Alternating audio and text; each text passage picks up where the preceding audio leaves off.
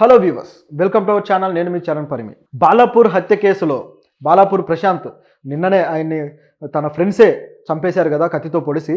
ఈ హత్య కేసులో ఒక ట్విస్ట్ అయితే వచ్చేసిందనమాట. సో ఆ ట్విస్ట్ ఏంటి, దీని వెనక ఏం జరిగిందనేది మనం చూద్దాం. నిన్న బాలాపూర్లో ఈ ప్రశాంత్ని తన ఫ్రెండ్సే, తనతో పాటు వచ్చిన ముగ్గురు ఫ్రెండ్స్ గొడవ పడి ఆ తర్వాత పాన్ షాప్ దగ్గర ఆయన పొడి చేశారు. పొడిచిన తర్వాత అతను హెల్ప్ కోసం చూసినా కూడా ఎవరూ దగ్గరికి రాలేదు. దాంతో అక్కడికక్కడే కుప్పకూలి చనిపోయాడు.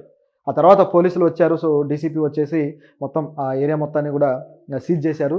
తర్వాత దర్యాప్తు అయితే సాగుతూ ఉంది. సో చేసిన వాళ్ళేమో అక్కడి నుంచి పారిపోయారు. సో వాళ్ళ కోసం ప్రత్యేకంగా ఒక బృందాన్ని ఏర్పాటు చేసి గాలింపు చర్యలు చేపట్టారు. సో ఇది చేపట్టిన తర్వాత ఇవన్నీ జరుగుతూ ఉండగానే ఇప్పుడు అనేక విషయాలు బయటకు వచ్చాయి. అవేంటంటే నిన్న అతను చావుకు గల కారణాలు మనం ఒకటి అయితే మాట్లాడుకున్నాం. ఏంటంటే ప్రశాంత్ చావుకి ఒక అమ్మాయి ఇష్యూనే కారణమా, ఒక ప్రేమ వ్యవహారమే కారణమా అనేది మనం ఒకసారి మాట్లాడుకున్నాం. అయితే ఇప్పుడు దాంట్లో మరింత పురోగతి అనమాట. ఏంటంటే ప్రశాంత్ని చంపిన ఎవరైతే మాధవ్ అనే వ్యక్తి ఉన్నాడో అతనే కత్తితో పొడి చేశాడు. సో ఇతనికి ప్రశాంత్కి మధ్య చిన్నప్పటి నుంచి ఫ్రెండ్షిప్ ఉంది. వాళ్ళిద్దరూ కలిసే తిరిగారు, కలిసే పెరిగారు. సో తన కాలనీలో ఇద్దరికి మంచి ఒక అనుబంధం ఉంది. అయితే మాధవ్ స్కూల్ ఎడ్యుకేషన్ కూడా మానేశాడు. సో ప్రశాంత్ మాత్రం చదువుకుంటూ ముందుకెళ్ళిపోయాడు. సో ఈ క్రమంలో వాళ్ళ ఫ్రెండ్ సర్కిల్ అంతా ఉంటారు కదా. సో వీళ్ళందరూ కలిసి ఎంజాయ్ చేయడము, అందరూ కలిసే తాగుతుంటారు, తిరుగుతుంటారు, ఇవన్నీ చేస్తూ ఉంటారు.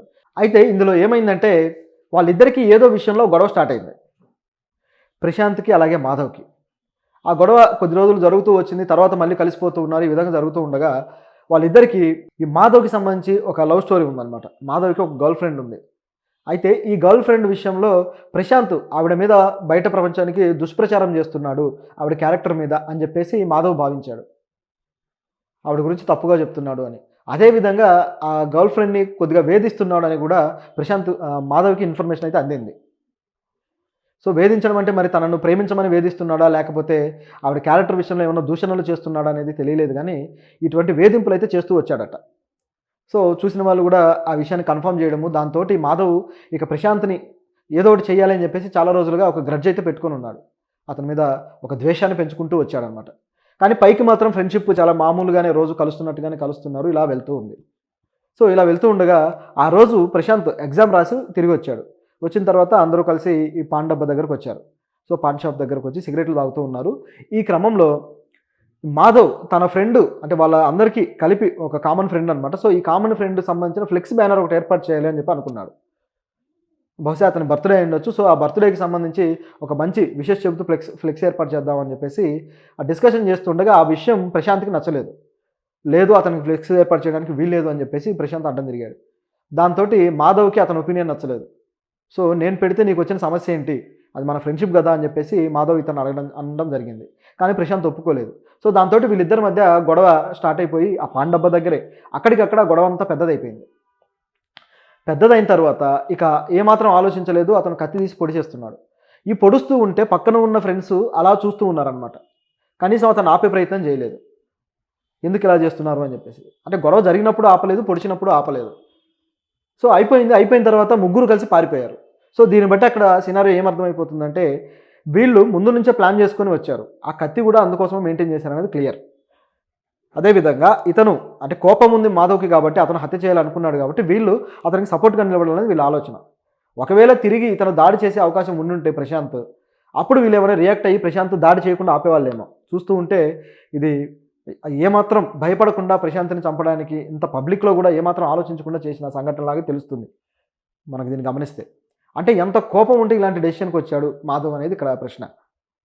అయితే ఇక్కడ మరి వీళ్ళ లవ్ స్టోరీలో కూడా నిజానికి తనని చంపడానికి మరి ఆ లవ్ స్టోరీకి సంబంధించిన ఆ గర్ల్ ఫ్రెండ్ ఎవరైతే ఉన్నారో ఆవిడ పాత్ర ఏంటనే క్వశ్చన్ కూడా వస్తుంది. అతను వేధిస్తూ ఉంటే అది తీసుకెళ్లి మాధవ్కి చెబితే ఈ విధంగా చేశాడా, లేకపోతే అతన్ని ఏదో ఒక యాక్షన్ తీసుకోమని చెప్పి అతన్ని బెదిరించమనో కొట్టమని ఏమన్నా ఇన్ఫర్మేషన్ ఉందా? సో ఇలాంటి ప్రశ్నలు చాలా వస్తున్నాయి. లేక ఇది కేవలం వన్ సైడ్ లవ్వేనా, వీళ్ళిద్దరూ ఆవిడ విషయంలో పోటీ పడుతూ ఉంటే జరిగిన గొడవ, ఇలాంటి క్వశ్చన్స్ అయితే చాలా ఉన్నాయి. ఆ అమ్మాయి ఎవరో ఇంతవరకు బయటికి రాలేదు. సో అంటే ఆవిడని తీసుకురావడం కూడా కరెక్ట్ కాదు ఇందులోకి. సో ఆవిడ మానాన ఆవిడ ఉంటే సంతోషమే. కాకపోతే ఇందులో ఒకవేళ మ్యూచువల్గా లవ్ ఉండి ఒకవేళ ఈ గొడవ అక్కడి దాకా వెళ్ళి వస్తే మాత్రం ఖచ్చితంగా ఇందులో ఆవిడ పాత్ర అనుమానించాల్సిందే. ఎందుకంటే ఒక వ్యక్తి చదువుకుంటున్నవాడు, పైగా తల్లికి ఒకగానొక కొడుకు, ఆయన అన్యాయంగా చనిపోయాడు అంటే కేవలం ఒక విద్వేషపూరితమైన ఇలాంటి యాక్టివిటీస్ వల్ల. అయితే అతను దూషించడం ఒకవేళ వాస్తవమే అయితే అది కూడా ఖచ్చితంగా ఖండించాల్సిందే. ఆడపిల్లల మధ్య ఈ మధ్య కాలంలో విపరీతమైన అఘాయిత్యాలు ఎక్కువైపోయింది. ఇలాంటి దూషణలు, ఇలాంటి వాళ్ళని చీప్‌గా చూస్తూ వాళ్ళ మీద వ్యాఖ్యలు చేయడంతోటే అది మళ్ళీ వాళ్ళు రివర్స్ అవ్వడము, తిరిగి వాళ్ళ మీద వీళ్ళు దాడులు చేయడాలు, ఈ యాసిడ్ దాడులు గాని ఇవన్నీ కూడా అందుకే జరుగుతాయి. అంటే మన మనస్తత్వాల్లో కొద్దిగా నైతిక విలువలతోటి స్త్రీలను గౌరవించాలి, మర్యాదగా ఉండాలి అన్నప్పుడు అది వాళ్ళ వ్యక్తిత్వాన్ని చూపిస్తూ వస్తుంది. అది ఎంతవరకు వాళ్ళు నైతికంగా ఉన్నారు కరెక్ట్‌గా అని. ఎప్పుడైతే ఆ మర్యాద తగ్గుతుందో, ఎప్పుడైతే ఒక చీప్ బిహేవియర్ ఏర్పడుతుందో, అప్పుడు మాత్రం అవి చిలికి చిలికి చివరికి ఒక క్రైమ్‌కి దారితీస్తాయి. ఒక అకృత్యాలకి, ఇటువంటి అకృత్యాలకు దారితీస్తాయి. ఇందులో ఎవరిది తప్పు, ఎవరిది ఒప్పు అంటే ఒక జడ్జిమెంటల్‌గా ఎవరు మాట్లాడే పరిస్థితి కూడా ఉండదు. ఆ వ్యక్తిని వేధించడము, దూషించడము చేసిన ఈ ప్రశాంత్‌ది తప్పే అవుతుంది. అదేవిధంగా ఈ చంపడం అంటే ఇటువంటి వాటికి మరో రకంగా పెద్దల సమక్షంలో సొల్యూషన్ తీసుకోవాలి. సో, లేదా ఫ్రెండ్ కాబట్టి కాస్త వేరే విధంగా నచ్చజెప్పే ప్రయత్నాలు చేయాలి తప్పితే, ఇటువంటి కక్షపూరితంగా మర్డర్ చేసే స్థాయికి వెళ్ళడం కూడా ఒక దుర్మార్గమైన చర్య. అంటే ప్రతిదానికి మర్డర్ సొల్యూషన్ అయిపోయిందనమాట ఈ మధ్య కాలంలో. చంపేస్తే పనైపోతుందనే స్థాయికి వచ్చేసారు మనుషులు. సో, ఇది దుర్మార్గమైన ఆలోచన తీరుకి ఇదొక నిదర్శనం. దీంట్లో ఒక మార్పు అయితే కావాలి. సో, వీళ్ళు దొరికితే ఇక కోర్టులో ఎటువంటి శిక్షలు పడతాయి, ఏంటి అనేది ఇక దర్యాప్తును బట్టి ఉంటుంది. ఖచ్చితంగా శిక్షలైతే పడాల్సిన అవసరం ఉంది. అతని తల్లి అయితే ప్రశాంత్ తల్లి చాలా బాధపడుతున్నారనమాట. ఆవిడ వేదన ఎందుకంటే 20 ఏళ్లుగా ఇక్కడికొచ్చిన తర్వాత అతను చాలా బాగా చదువుకుంటూ జీవితంలో ముందుకెళ్తున్నాడు. ఇక కొడుకు చేతికి అందొచ్చే టైంలో ఈ విధంగా జరిగిపోయింది. సో, ఇది వాళ్ళకి బాగా వేదనకు గురి చేస్తుంది. ఇందులో మళ్ళీ ఆ మాధవ్ ఆల్రెడీ తాగి ఉన్నాడు. వాళ్ళంతా తాగేసే ఉన్నారట. సో, ఆ మద్యం మత్తులో చేశాడు. నిజానికి ఇలాంటి కోపం గాని, ద్వేషం గాని అతనికేమీ లేదు అని అతని చుట్టూ సర్కిల్‌లో ఉన్న వాళ్ళు గూడా అంటున్నారు. మద్యం మత్తులో ఉన్నవాడు కత్తి పెట్టుకొని ఎందుకొస్తాడు? వాడికి కత్తితోటి ఏమవసరం? సో, ఇది గదా బిగ్ క్వెషన్ ఇక్కడ. పైగా ఆయన గర్ల్ ఫ్రెండ్‌కి సంబంధించిన విషయంలో వీళ్ళు ఆల్రెడీ గొడవపడి ఉన్నారు. కాబట్టి ఇది నమ్మశక్యమైంది. ఏంటంటే ఇతను చంపడానికి ముందే ప్రీ ప్లాన్డ్‌గా ఉన్నాడని. చూస్తే కేవలం ఈ ముగ్గురే కాదు మొత్తం 7గురు ప్లాన్ అట ఇది.